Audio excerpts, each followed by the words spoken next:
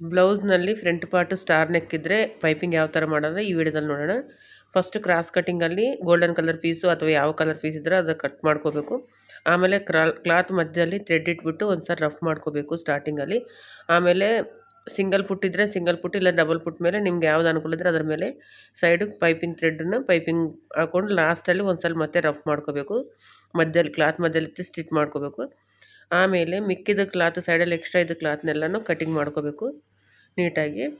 ಆಮೇಲೆ ಕ್ಲಾತ್ ನಾವು piping marking ಹಾಕಿರ್ತೀವಲ್ಲ, star ನೆಕ್ಕಲ್ಲಿ ಒಂದು ಮಾರ್ಕಿಂಗ್ ಹಾಕ್ಕೊಂಡು ಅದ್ರ ಮೇಲೆ ಇಟ್ಕೊಂಡು ಸ್ಟಿಚ್ ಮಾಡ್ಕೊಂಬರ್ಬೇಕು. ಕಾರ್ನರಲ್ಲಿ ನಿಡಿಲು ಕ್ಲಾತಲ್ಲೇ ಇಟ್ಬಿಟ್ಟು ಕ್ಲಾತ್ ತಿರುಗಿಸ್ಬೇಕು, ನಿಡಿಲನ್ನ ಮೇಲೆ ಇಡಬಾರ್ದು. ಆಮೇಲೆ ಮೇನ್ ಪೀಸ್ ಮೇಲೆ ಇಟ್ಕೊಂಡು ಸ್ಟಿಚಿಂಗ್ ಮಾಡ್ಕೊಂಡು ಬರಬೇಕು. ಈ ಥರ ಕಟ್ ಮಾಡ್ಕೊಂಡು ಮಿಕ್ಕಿದ ಪೀಸ್ನ ಕಟ್ ಮಾಡಿ ಕಾರ್ನರಲ್ಲಿ ಒಂದು ಕಟ್ ಮಾಡಬೇಕು. ಅಲ್ಲಿ ಕಾರ್ನರಲ್ಲಿ ತಿರುಗಬೇಕಲ್ಲ, ಸೊ ಅದಕ್ಕೆ ಒಂದು ಕಟ್ಟು ನೀಟಾಗಿ ಹೊಡಬೇಕು. ಆಮೇಲೆ ಇದು ರಿವರ್ಸ್ ಮಾಡಿ ನೋಡಿದ್ರೆ ಬ್ಲೌಸ್